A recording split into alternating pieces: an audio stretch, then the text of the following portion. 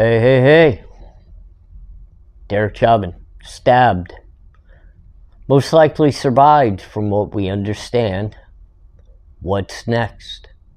I'm A.R. Hayes. This is Convicts Thoughts. Let's discuss what happens in a prison situation when an inmate is viciously attacked, stabbed, life on the line.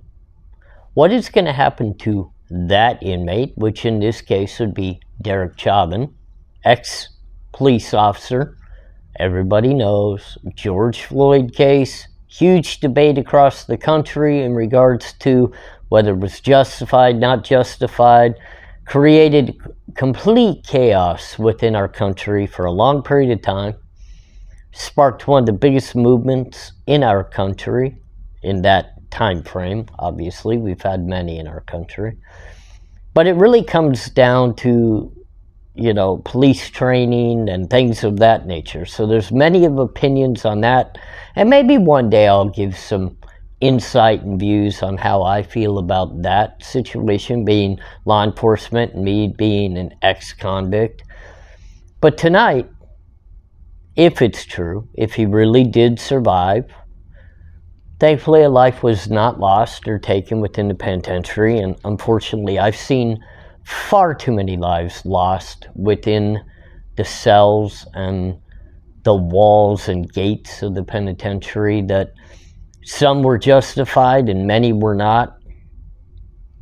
It all comes down to debate, but I have many people out there that I reach out to or that reach out to me that have loved ones, family members, husbands, wives, grandmas, grandpas, daughters, sons that are all incarcerated or looking at incarceration and want to know in depths of what could possibly be for those that they love behind bars.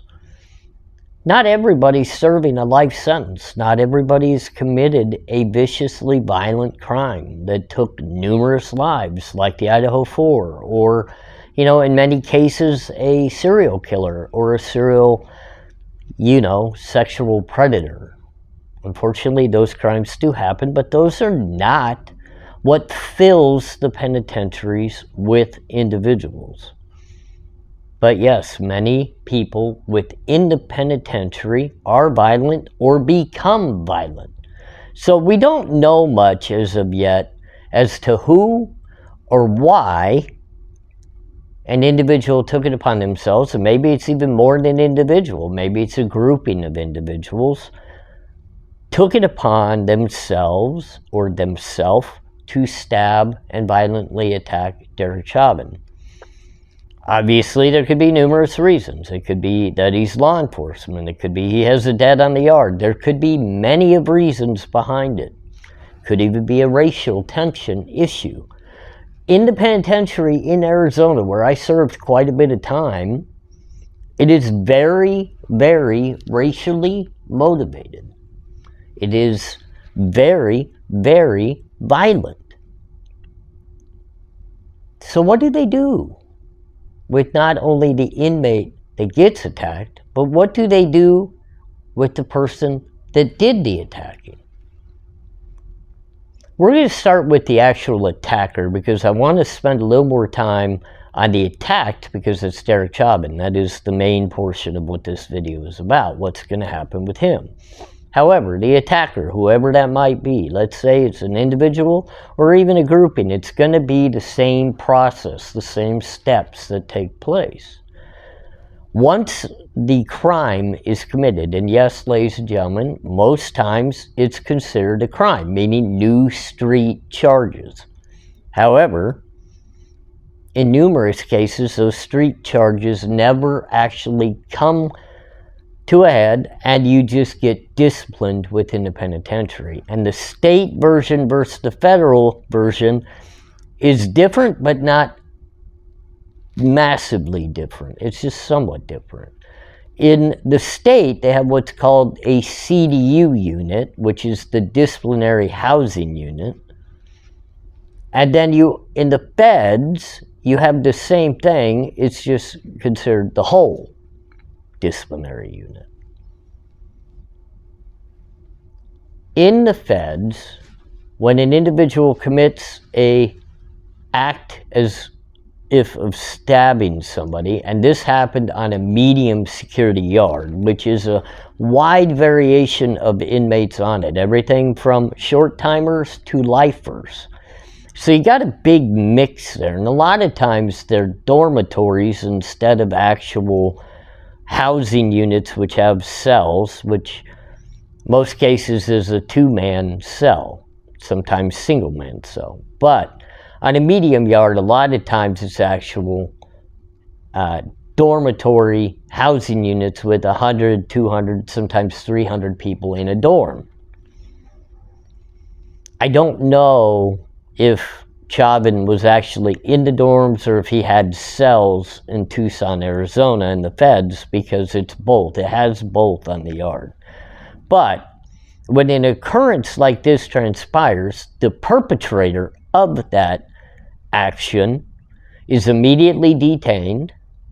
They will be taken into an interrogation room to be talked to regarding what transpired. No, of course they do not have to say anything and they don't have to speak. If they choose not to, they're going to be put into a little holding cell that is literally what I used to call like a locker. It's only big enough for you to have a seat, as if you're sitting down in an individual chair and you're within a cage and the door shuts in front of you and you can reach out and touch the front, you can touch the side, you can touch the back. Very small. That's why we call it a locker, and they're lined up. You probably got 6 of them, all 3 feet apart in an area where they can lock numerous people up at one time. Or they have the ability, if they don't feel as though you're that big of a risk or it wasn't that bad of an infraction, they can put you into a holding cell by yourself. Either you're going to talk with an investigator or an interrogator, or you're going to decline to do so. And if you decline to do so, obviously we already know if you decide to talk to them, what's going to happen. You're going to sit in a room and you're going to talk to them. If you decline to do so, they're going to take you to the medical facility to get you checked out real quick to make sure everything about you is okay, no injuries. And from there, they're going to transport you to a holding cell instead of the little meat locker. They'll move you to a cell in which you will wait to be transported from there to the disciplinary area, where you will get a single-man segregated cell and you will stay there awaiting to meet with the disciplinary person or disciplinary board that's going to hear your case and then make a decision on whether you deserve punishment, what the punishment may be, or what's going to happen from there. Even while you're meeting and waiting upon that disciplinary action to take place, if you are not found guilty, you still sit in the facility awaiting in that single-man cell until they make a decision on your disciplinary. If they find you guilty in what is being brought against you, you will stay in that disciplinary holding cell, the whole, until they make a decision on your new classification. If the infraction's not that bad, you may stay at the current level that you were prior to the infraction. In the case of a stabbing, it is going to jump what's called your prison points. That will change your risk score and raise your level of custody level. So whoever did this act is going to go from a medium to a high security, high custody level.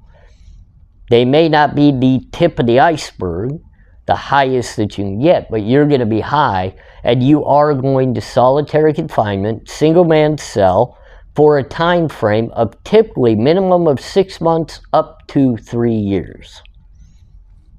I know, they say you're only supposed to be there 1 year, but trust me, if you look within the system, there's people that have done years upon years, like myself, in segregation that far succeeds that 1 year time frame that they claim will happen.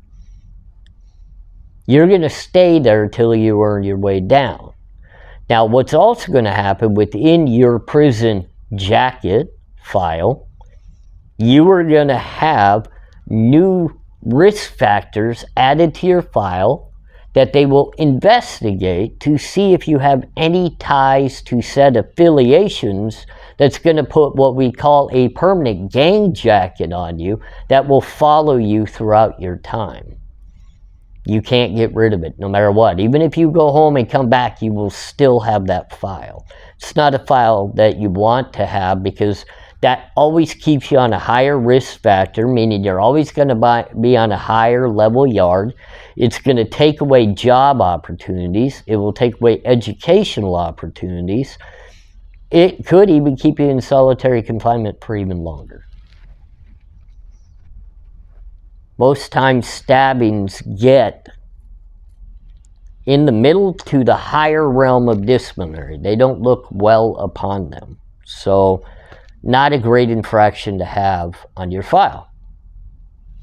Flip side of that, if you were the victim of a said stabbing and you survived the situation on the yard, which, you know, we hope he's, well, many might not hope so, but, you know, I personally hope he's okay and he can learn his lesson during his sentence and live out his sentence and maybe change as a person. But what's going to transpire from this point is he will be held at a medical facility until his wounds are deemed to be able to go back to a permanent yard.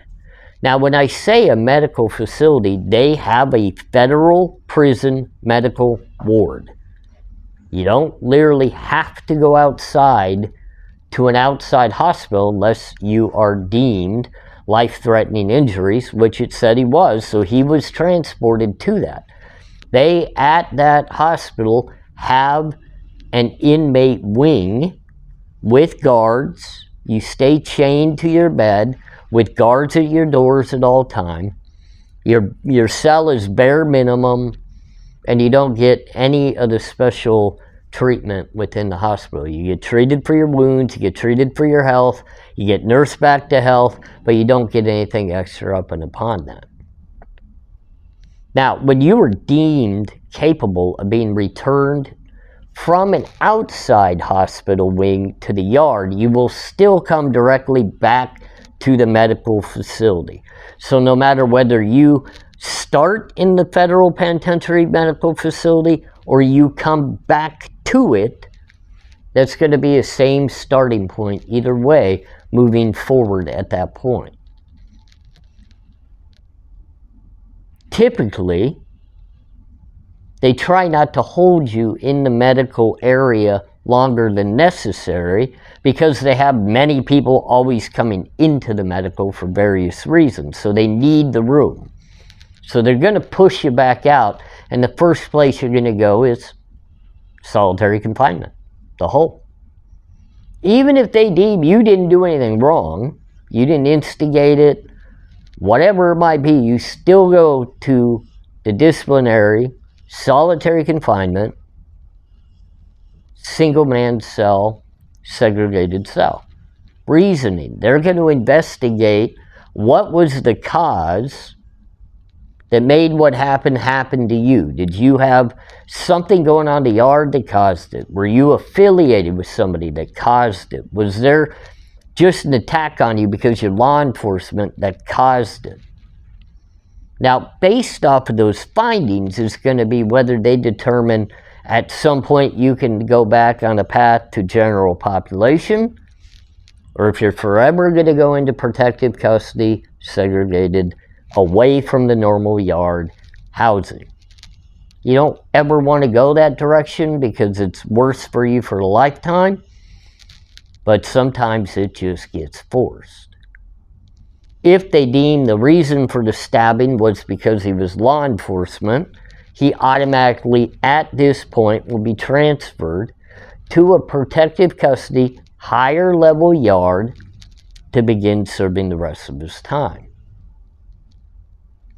If it's deemed it was some sort of gang activity, affiliation activity, he will stay in segregation but be moved to a permanent segregation unit where others of gangs, affiliations, and other reasoning of violent crimes get moved to, single man housing, all in a building, and you will stay there until you are deemed less risk and met all the requirements of DOC, or not DOC, but the federal penitentiary. DOC is state, I'm sorry, of the federal penitentiary, to where they can start degrading your risk factor to allow you out of segregation to come back onto what's called a closed custody high-risk yard, still general population, typically 2-man cells, and then you can begin working your way down to try to get to a medium yard. Never will you come straight back down to a medium yard. They don't allow it because they have to not only protect you, but they got to protect the interest of the penitentiary from this not happening further. If it's deemed that you are the cause of the risk factor outside of being law enforcement, but you are a participant within the reasoning for it, you will get disciplinary as well and have to serve your disciplinary time on top of it. Just because you got stabbed doesn't mean you won't be disciplined for it as well. So, in a sense, the best way to sum all that up is when you get stabbed, you're going to go get the medical attention that you need to get you back to healthy enough to be checked out by the federal penitentiary's actual medical staff to be deemed where you're going to be housed in segregation until you can prove that you deserve to be at a lower level yard. In my opinion, Derek Chauvin will never see less than a closed custody high yard. He is going to most likely have to go into some sort of protective custody after his stay in segregation. They may choose to keep him in segregation for half of his sentence. Don't know. It's just an opinion. But he's going to lose his privileges, and he is going to be hidden from this point forward because obviously whatever was going on ended up with him almost losing his life. Now, obviously, it doesn't take a long time to explain all of that, and it's pretty simple and hopefully understandable. The one thing that I want to interject that many people maybe just don't get the full grasp upon. I know immediately they stated last night Derek Chauvin was stabbed. He was utilized in life-saving measures and transported to a hospital, but then you saw in stable condition. Let me give you a little bit of facts upon this, ladies and gentlemen. Number one, the prison system, both federal and state, will never tell you the truth of whether someone's in stable condition or unstable condition. They will never tell you the reasoning behind a cause of death or the means of an injury. Now, someone leaked the fact he was stabbed. That did not come from prison officials until it was leaked and they had to answer the bell. So please understand, and it's not fair, but you never get the correct information regarding what actually transpired. If a loved one of yours passes in the penitentiary, you will get notified sometime after it happened. Not normally right away, sometime after it happened, and not given full details of what happened. If your family member happened to be murdered by stabbing, they will not give you the details of what happened until their entire investigation is done and over and they can figure out they have no liability within the matter. So just know, when I sit here and I tell you, you will never know what truly happens behind bars if you're relying on statements that come from the state, federal, or penitentiary staff. It has to be a leak of somebody who actually cares to get the real information out there. Just a point made. So, if Derek Chauvin did survive what transpired and is no longer in life-threatening situation, he has been moved back to the federal penitentiary medical ward, and he will be awaiting transfer to go into the disciplinary unit segregation. But a little bit of info for you. I'm A.R. Hayes, Convicts Thoughts. Have a great night.